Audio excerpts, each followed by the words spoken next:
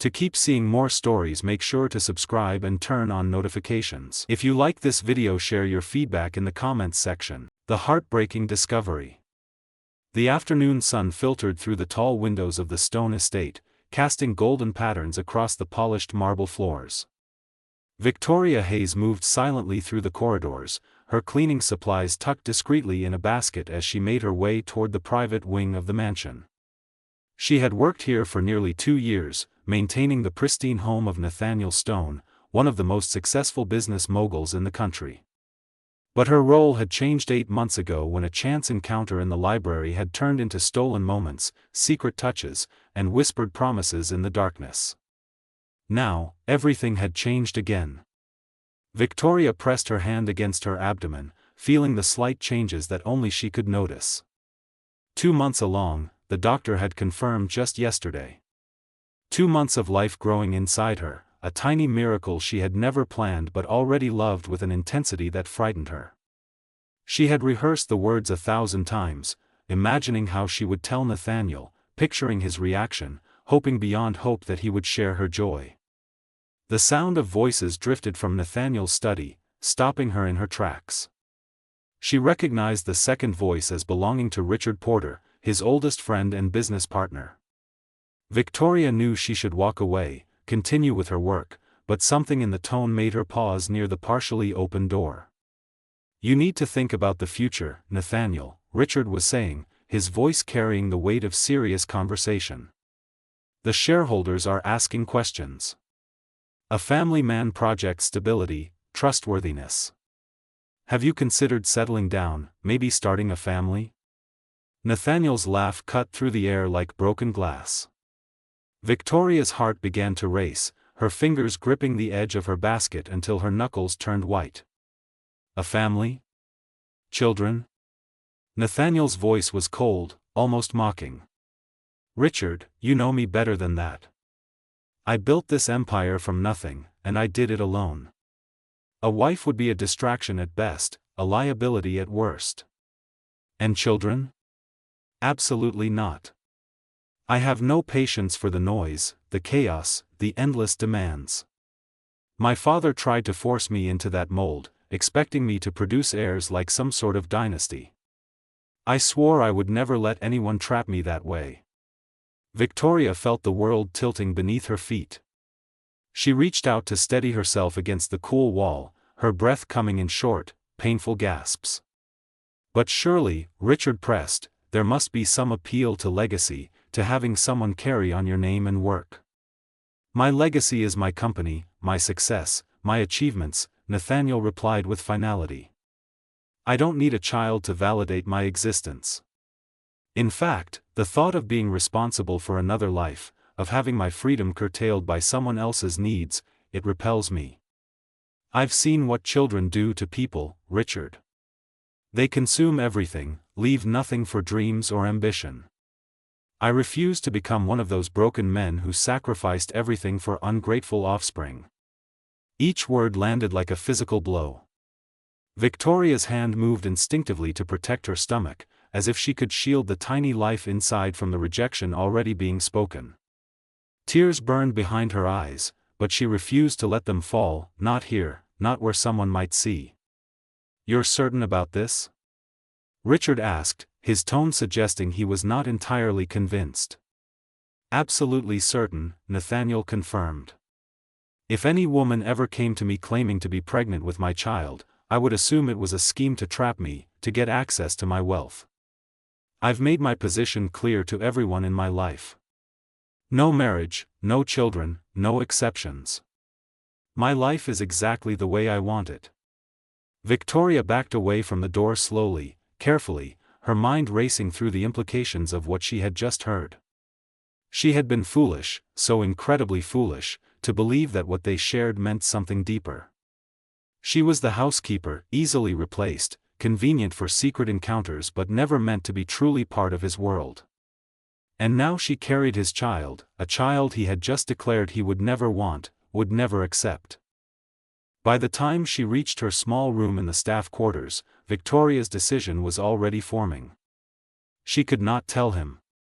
He would think exactly what he had said, that she was trying to trap him, manipulate him, steal his wealth. He would never believe that she had loved him genuinely, that this pregnancy was as unexpected for her as it would be unwelcome for him. Worse, he might try to pressure her to end the pregnancy, and that was something she knew with absolute certainty she would never do. This child, this tiny miracle growing inside her, was already precious beyond words. In the 2 months since conception, Victoria had felt a transformation within herself. She was no longer just Victoria Hayes, struggling to make ends meet, grateful for steady employment. She was becoming a mother, fierce and protective, willing to sacrifice everything for this innocent life. That evening, Victoria began to pack her few belongings. She had saved most of her salary over the past 2 years, living simply in the quarters provided by her employment. It was not much, but it would be enough to disappear, to start over somewhere Nathaniel Stone would never think to look for her. She wrote a simple resignation letter, citing family emergency, requesting her final paycheck be mailed to a post office box in a neighboring city. As darkness fell over the estate, Victoria took one last walk through the gardens she had tended, the rooms she had cleaned, the spaces where she had allowed herself to dream of a different future. She paused outside Nathaniel's study, hearing him on a phone call, his voice confident and commanding as he discussed a new business acquisition. He sounded exactly like the man who had declared children a burden he would never accept. "Goodbye," she whispered to the closed door, her hand resting on her stomach. "We deserve better than someone who could reject us without even knowing we exist." Before dawn, Victoria Hayes slipped out of the Stone estate forever. She left behind the designer dresses Nathaniel had bought her for their secret dinners, the jewelry he had given her, everything except the clothes she had purchased herself. She wanted nothing that could tie her to him, nothing that would make her feel like she owed him anything. As the taxi carried her away from the only home she had known for 2 years, Victoria looked back once at the mansion disappearing in the distance. Her heart ached with the loss of what she had believed they shared, but her resolve was absolute. She would raise this child alone, build a life through her own hard work and determination, and never let anyone make her feel ashamed of the choice she was making. The baby deserved a parent who wanted them completely, who would cherish them always. If Nathaniel could not be that parent, then Victoria would be everything her child needed. She placed both hands protectively over her stomach, making a silent promise to the life growing within. "Just you and me," she whispered as the city lights began to fade behind them. "Just you and me against the world. And I promise you, my sweet baby, that will be more than enough." Building a new life. The coastal town of Harmony Bay was nothing like the gleaming city Victoria had left behind. The buildings were weathered by salt air, the streets were narrow and winding, and the pace of life moved slower than she had ever experienced. But as Victoria stepped off the bus with her single suitcase and limited savings, she felt something unexpected wash over her. Relief. Here, nobody knew Nathaniel Stone. Nobody knew his empire or his wealth. Nobody would look at her growing belly and whisper about schemes or traps. She found a small studio apartment above a hardware store, the kind of place where the landlord asked for first month's rent and nothing more. The walls needed paint, the floors creaked with every step, and the bathroom fixtures were older than she was, but it had a window that faced the ocean and caught the morning light. Victoria stood in the empty room, her hand resting on her stomach, now showing the smallest curve beneath her loose clothing. "Home," she said softly to the baby. "Our home." The first weeks were harder than she had anticipated. Victoria had always worked, always earned her keep, but pregnancy brought exhaustion she had never experienced. She found work at a local diner, serving breakfast and lunch to fishermen and tourists, her feet aching by the end of each shift. The owner, a kind woman named Grace Mitchell, noticed Victoria's condition within the first week. "When are you due?" Grace asked one afternoon, refilling the coffee pots as Victoria wiped down tables. Victoria hesitated, unused to discussing her pregnancy with anyone. "Late spring," she finally answered. "April, the doctor thinks." Grace studied her with warm brown eyes that seemed to see more than Victoria wanted to reveal. And the father? Not in the picture, Victoria said firmly, her tone making it clear the subject was closed. To her surprise, Grace simply nodded. My daughter raised her son alone. Hardest thing she ever did, but also the best. You have family nearby?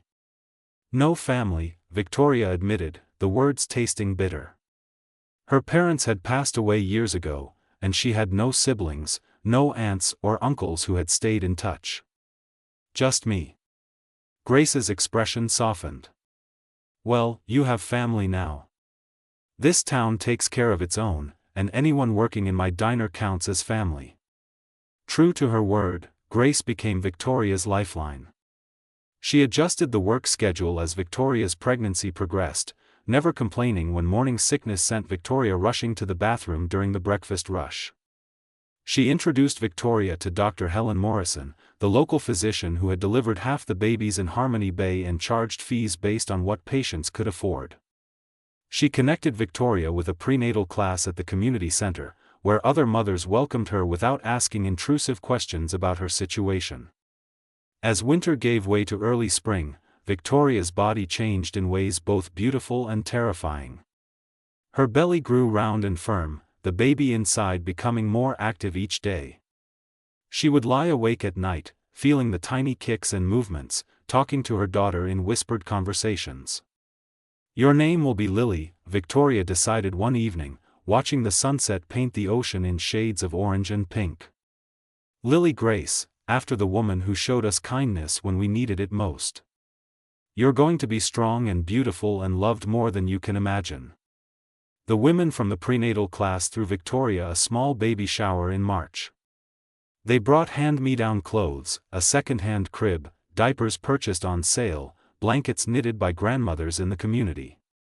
Victoria cried through the entire afternoon, overwhelmed by the generosity of near strangers who asked nothing in return. This is what community means, said Jennifer, a young mother of twins who had befriended Victoria. We help each other because someday we might need help too. That's how it works here. Victoria worked at the diner until her 8th month, saving every dollar she could. Grace had promised her the job would be waiting when she was ready to return, and had even helped arrange for Jennifer's teenage daughter to babysit Lily during Victoria's shifts.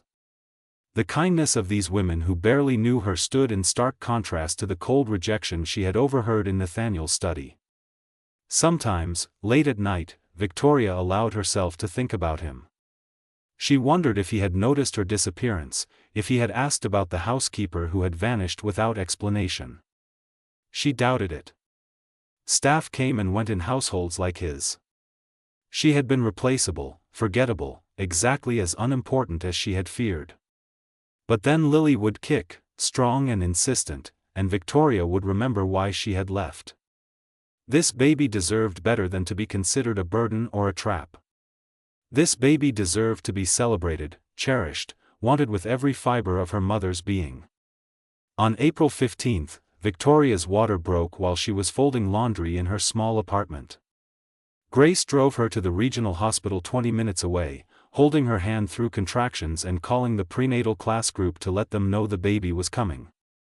Dr. Morrison met them at the hospital, having driven from Harmony Bay the moment she received the call. Labor was long and difficult, lasting through the night and into the next day. Victoria had never felt pain like this, never imagined her body capable of such intensity. But Grace stayed beside her, wiping her forehead, offering ice chips, speaking words of encouragement through each contraction. You're doing beautifully, Grace kept saying. Your daughter is almost here. Just a little longer, sweet girl. Just a little longer. When Lily Grace Hayes finally entered the world at 3:17 in the afternoon, her cries filled the delivery room with the most beautiful sound Victoria had ever heard. The nurse placed the baby on Victoria's chest, and time seemed to stop. Lily had dark hair that stuck up in wild tufts, tiny fists that waved in the air, and eyes that seemed to look directly at her mother with profound wisdom. "Hello, my beautiful girl," Victoria whispered, tears streaming down her face. "I'm your mama." I've been waiting so long to meet you." In that moment, every sacrifice, every difficulty, every lonely night made perfect sense. Victoria looked down at her daughter and felt love so powerful it seemed impossible that one heart could contain it. This tiny person, barely minutes old, had already transformed everything. The past no longer mattered. Nathaniel's rejection no longer had the power to hurt her. All that mattered was this perfect child in her arms. Grace stood beside the bed, her own eyes wet with happy tears. "She's absolutely perfect, Victoria. Look at what you did. Look at what you created." "We created," Victoria corrected, reaching out to squeeze Grace's hand. "I couldn't have done this without you, without everyone in Harmony Bay. You gave us a home when we had nowhere else to go." The first weeks with Lily were exhausting and wonderful in equal measure. Victoria learned to function on broken sleep, to decipher different cries, to trust her instincts as a mother. Grace visited often, bringing meals and offering to hold Lily so Victoria could shower or nap. Jennifer's daughter proved to be an excellent babysitter, gentle and responsible with the infant. When Lily was 6 weeks old, Victoria returned to work part-time at the diner. She would kiss her daughter goodbye each morning, feeling the familiar ache of separation, then work her shift with renewed determination. Every dollar she earned went toward building a better future for Lily. She opened a savings account, adding to it weekly, already planning for the day Lily might want to go to college or start her own business. As the months passed and Lily grew, Victoria fell into a rhythm she had never known was possible. Her life revolved around work, motherhood, and the small community that had embraced them both. She attended story time at the library with Lily, joined a mother's group that met at the community center, took long walks along the beach with her daughter in a stroller. On Lily's first birthday, the diner hosted a party that half the town attended. The little girl sat in her high chair, cake smeared across her face, laughing with pure joy as everyone sang. Victoria stood back and watched, her heart so full it ached. This was family, she realized. Not blood or obligation, but choice and love and showing up for each other. That night, after Lily was asleep, Victoria wrote in the journal she had been keeping since her pregnancy. She wrote about the challenges and victories, the fear and the joy, the moments of doubt and the overwhelming love that made everything worthwhile. "You asked me once, in a dream, if I regretted my choice," she wrote, imagining the words were addressed to Nathaniel. "The answer is no. Not for a single moment. Lily is the best thing that ever happened to me. She made me stronger than I knew I could be. She gave me purpose and filled my life with more love than I ever imagined possible. You said children were a burden, a trap, something that would consume everything and leave nothing for dreams or ambition. You were wrong. Lily didn't destroy my dreams. She became my dream. And I would choose her, choose this life, choose us, 1,000 times over." Victoria closed the journal and checked on Lily one more time before bed. Her daughter slept peacefully, her tiny chest rising and falling with each breath, completely unaware that she was the center of someone's entire universe. "Sweet dreams, my love," Victoria whispered, gently brushing a curl from Lily's forehead. "Tomorrow we'll go to the beach and look for seashells. Tomorrow and every tomorrow after that, it's just you and me. And that's more than enough." Unexpected reunion. 5 years passed like pages turning in a beloved book. Lily grew from a quiet infant into a spirited child with her mother's determination and a laugh that could light up any room. She had inherited Victoria's dark hair, but her eyes were different, a striking shade of gray-blue that sometimes made Victoria's heart skip a beat with painful recognition. Those were Nathaniel's eyes. Though Lily would never know it, Victoria had built a good life in Harmony Bay. She had been promoted to manager at the diner, and Grace had made her a partner in the business. Together they had expanded, adding a small bakery that Victoria ran, creating pastries and cakes that became locally famous. The work was hard, the hours long, but it was hers. She owned her success, earned through her own sweat and sacrifice. Lily attended the local elementary school, where she excelled in her kindergarten class. Her teacher, Mrs. Patterson, often commented on the child's creativity and kindness. Victoria attended every school event, volunteered in the classroom, and made sure Lily never felt the absence of a father. Grace had become grandmother in all but name, and the community provided uncles and aunts through their continued support and friendship, but fate, Victoria would learn, has a way of circling back to unfinished chapters. The invitation arrived on a Tuesday morning in October. The Harmony Bay Children's Hospital was hosting a charity gala to raise funds for a new pediatric wing. As a local business owner, Victoria was invited to attend. She almost declined, uncomfortable with formal events and crowds of strangers, but Grace insisted. "You work too hard, Victoria. One evening of fancy food and dancing won't kill you. Besides, the hospital treated Lily when she had pneumonia last year. This is a good cause." Victoria agreed, purchasing a simple black dress from the consignment shop and arranging for Jennifer to watch Lily for the evening. She told herself it was just a few hours, a chance to network for the bakery, nothing more. The gala was held at the Grandview Hotel, the finest establishment within 50 miles of Harmony Bay. Victoria felt out of place the moment she walked through the doors.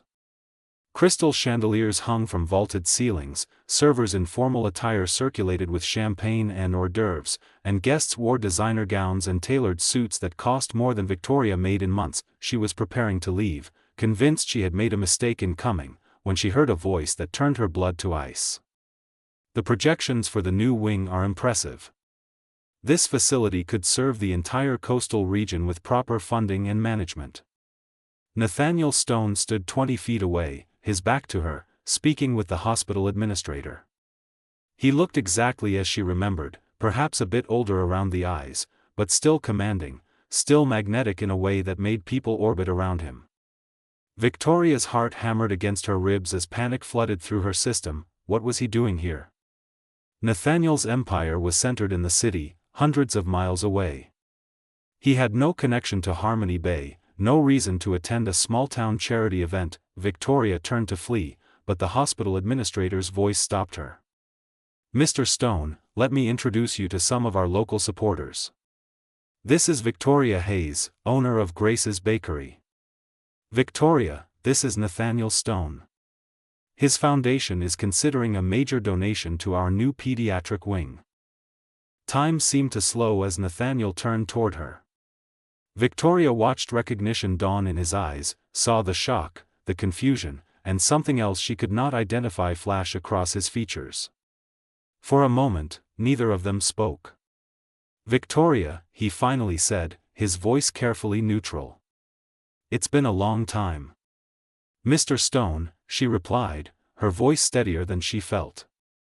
"Excuse me, I need to check on something." She walked away quickly, her hands trembling, her mind racing. She needed to leave immediately, before he could ask questions, before he could piece together timelines and possibilities. But as she reached for her coat at the check-in counter, his hand caught her elbow gently. "Wait," Nathaniel said quietly. "Please. Just give me 5 minutes." Victoria turned to face him, lifting her chin with defiance she did not feel. "I don't think we have anything to discuss, Mr. Stone. That was all settled 5 years ago." "You disappeared," he said, and there was something in his voice she had never heard before. Hurt, perhaps, or regret. One day you were there, and the next you were gone. No explanation, no goodbye. "I looked for you, Victoria. For months, I looked." She laughed bitterly. "You looked? Why would you look for a housekeeper? Surely you replaced me easily enough." "You were never just a housekeeper," Nathaniel said, his eyes searching her face. "What we had, what I thought we had, it meant something to me." "Did it?" Victoria challenged, her anger finally breaking free. "Did it mean enough that you would have wanted to know I was pregnant? Did it mean enough that you would have welcomed a child into your perfectly controlled life?" The words were out before she could stop them. Victoria watched the color drain from Nathaniel's face, saw his expression shift from confusion to shock to something that looked like devastation. Pregnant, he repeated, the word barely a whisper. You were pregnant when you left. Victoria's hands clenched at her sides. I overheard you, Nathaniel. That day before I disappeared. I heard you tell Richard Porter that children were a burden you would never accept, that anyone claiming to carry your child would be scheming to trap you. So I made a choice. I chose to raise my baby alone rather than be accused of manipulation or worse. Our baby, Nathaniel corrected, his voice rough. You were carrying our baby. My baby, Victoria insisted. You made your position clear. I simply honored it. Nathaniel ran a hand through his hair, a gesture of agitation she remembered from late-night conversations years ago. Where is the child now? Is it a boy or girl? How old? She, Victoria said, protective instincts flaring. Her name is Lily, she's 5 years old, and she's none of your concern. None of my concern? Nathaniel's voice rose slightly, drawing glances from nearby guests. He lowered it immediately. Victoria, she's my daughter. How can you say she's none of my concern?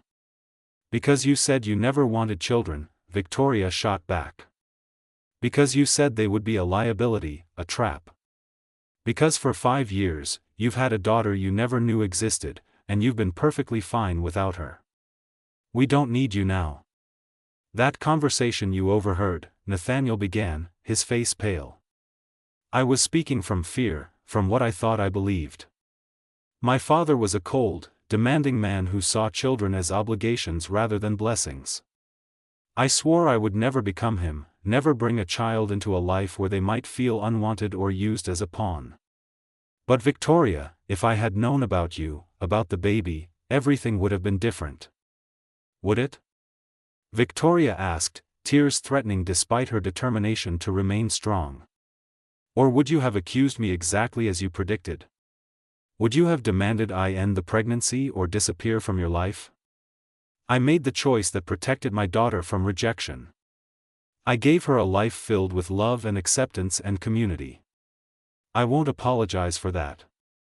Before Nathaniel could respond, a commotion near the entrance caught their attention. Jennifer burst through the doors, Lily in her arms, both looking distressed. Victoria! Jennifer called out. I'm so sorry, she woke up crying, saying her stomach hurt. I didn't know what to do, so I brought her here. Wait, Nathaniel said quietly. Please. Just give me 5 minutes. Victoria turned to face him, lifting her chin with defiance she did not feel. I don't think we have anything to discuss, Mr. Stone. That was all settled 5 years ago. You disappeared, he said, and there was something in his voice she had never heard before. Hurt, perhaps, or regret. One day you were there, and the next you were gone. No explanation, no goodbye. I looked for you, Victoria. For months, I looked. She laughed bitterly. You looked? Why would you look for a housekeeper? Surely you replaced me easily enough. You were never just a housekeeper, Nathaniel said, his eyes searching her face. What we had, what I thought we had, it meant something to me. Did it? Victoria challenged, her anger finally breaking free. Did it mean enough that you would have wanted to know I was pregnant? Did it mean enough that you would have welcomed a child into your perfectly controlled life? The words were out before she could stop them. Victoria watched the color drain from Nathaniel's face, saw his expression shift from confusion to shock to something that looked like devastation. Pregnant, he repeated, the word barely a whisper. You were pregnant when you left. Victoria's hands clenched at her sides. I overheard you, Nathaniel. That day before I disappeared. I heard you tell Richard Porter that children were a burden you would never accept, that anyone claiming to carry your child would be scheming to trap you. So I made a choice.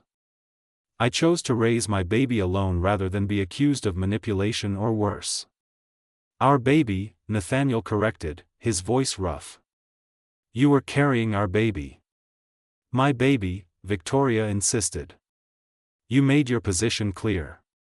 I simply honored it.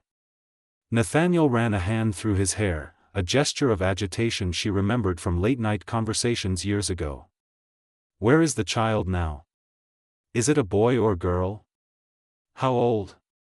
She, Victoria said, protective instincts flaring. Her name is Lily, she's 5 years old, and she's none of your concern. None of my concern? Nathaniel's voice rose slightly, drawing glances from nearby guests. He lowered it immediately. Victoria, she's my daughter. How can you say she's none of my concern? Because you said you never wanted children, Victoria shot back. Because you said they would be a liability, a trap. Because for 5 years, you've had a daughter you never knew existed, and you've been perfectly fine without her. We don't need you now. That conversation you overheard, Nathaniel began, his face pale. I was speaking from fear, from what I thought I believed. My father was a cold, demanding man who saw children as obligations rather than blessings. I swore I would never become him, never bring a child into a life where they might feel unwanted or used as a pawn. But Victoria, if I had known about you, about the baby, everything would have been different. Would it? Victoria asked, tears threatening despite her determination to remain strong. Or would you have accused me exactly as you predicted? Would you have demanded I end the pregnancy or disappear from your life? I made the choice that protected my daughter from rejection. I gave her a life filled with love and acceptance and community. I won't apologize for that. Before Nathaniel could respond, a commotion near the entrance caught their attention. Jennifer burst through the doors, Lily in her arms, both looking distressed. Victoria! Jennifer called out. I'm so sorry, she woke up crying, saying her stomach hurt. I didn't know what to do, so I brought her here.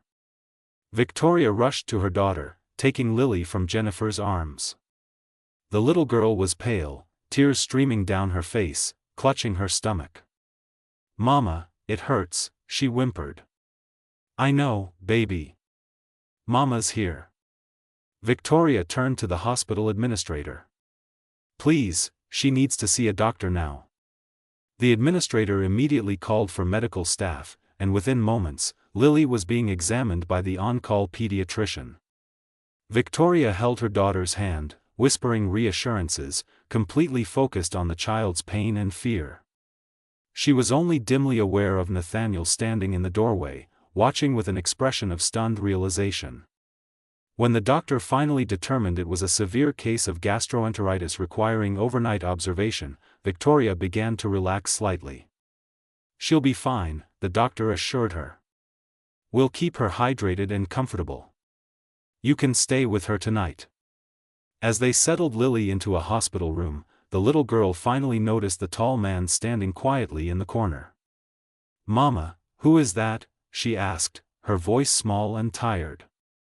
Victoria looked at Nathaniel, then back at her daughter. Just someone Mama used to know, sweetheart. Don't worry about him. But Lily, with the innocent perception of children, studied Nathaniel with open curiosity. You have eyes like mine, she observed. Mama says my eyes are special because nobody else in Harmony Bay has eyes this color. Nathaniel's breath caught audibly. He moved closer to the bed, kneeling down to Lily's level. They are very special eyes, he said softly. The most beautiful eyes I've ever seen. Lily smiled shyly, then turned to Victoria. I like him, Mama. He seems nice. Over the next few hours, as Lily drifted in and out of sleep, Victoria and Nathaniel talked in whispers across her bed. He told her about the months after her disappearance, how he had hired investigators, how he had searched hospitals and shelters, terrified something terrible had happened to her. He admitted that her absence had forced him to confront feelings he had been too afraid to acknowledge. I told myself what we had was casual, convenient, Nathaniel said, his voice heavy with regret. But the truth is, I was falling in love with you, Victoria. That terrified me more than any business deal or corporate battle ever could. When you disappeared, I felt like I had lost something irreplaceable. And yet you never changed your mind about children, Victoria pointed out. I never had a reason to examine those beliefs, Nathaniel countered. They were abstract positions, philosophical stances. But this, he gestured toward sleeping Lily, this isn't abstract. She's real, she's beautiful, and she's mine. Ours, he corrected quickly. I know I have no right to claim her, no right to ask anything of you. But Victoria, please don't shut me out completely. Let me know her. Let me try to be the father she deserves. Victoria looked at her daughter, seeing Nathaniel's features mixed with her own, seeing the child who had brought such joy and purpose to her life. Then she looked at the man who had broken her heart but who now seemed genuinely devastated by what he had missed. I need time, she finally said. Lily's world is stable and happy. I won't disrupt that without being absolutely certain you're committed to being in her life permanently. She's not a project you can abandon when it gets difficult. She's not a business acquisition you can negotiate. She's a little girl who deserves consistency and love. I understand, Nathaniel said. I'll wait as long as you need. But please, Victoria, give me a chance to prove I've changed, that I can be what both of you need. As dawn broke over Harmony Bay, Lily woke feeling better, her fever broken and her pain subsided.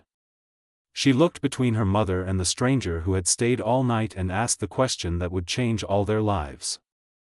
Are you my daddy? The room fell silent. Victoria held her breath, waiting to see how Nathaniel would respond to the direct innocence of a child's question. Nathaniel's eyes filled with tears as he looked at his daughter for the first time with full knowledge and acceptance. Yes, he said simply. If your mama says it's okay, yes, I'm your daddy. And I'm so very sorry it took me this long to find you. Lily considered this seriously, then reached out her small hand. Okay. But you have to promise to never leave us again. Nathaniel took her tiny hand in his larger one, his voice breaking as he made the promise. I swear, Lily. I will never leave you or your mama again. That's a promise I intend to keep for the rest of my life. Victoria watched them, her heart a complicated tangle of hope and fear, love and protection. The road ahead would not be easy. Trust, once broken, required time and consistent action to rebuild. But as she looked at her daughter's happy face and Nathaniel's determined expression, she allowed herself to believe that maybe, just maybe, second chances were possible. Grace had been right all those years ago. The hardest things in life were often the best. Raising Lily alone had been incredibly difficult, but it had also been the most rewarding experience of Victoria's life. Now, she faced a new challenge, learning to trust again, to open her carefully protected world to the man who had unknowingly rejected them both. But as morning light filled the hospital room and Lily chattered excitedly about showing her daddy her school and her favorite beach and her room full of toys, Victoria felt something shift inside her. Fear began to make room for hope. Anger began to soften into cautious possibility. The ending she had written for herself and Lily might not be an ending after all. Perhaps it was simply the beginning of a new chapter, one where broken pieces could be mended and families could be built from truth and genuine love rather than obligation or expectation. Only time would tell if Nathaniel Stone could truly become the father Lily deserved and the partner Victoria needed. But for the first time in 5 years, Victoria was willing to find out.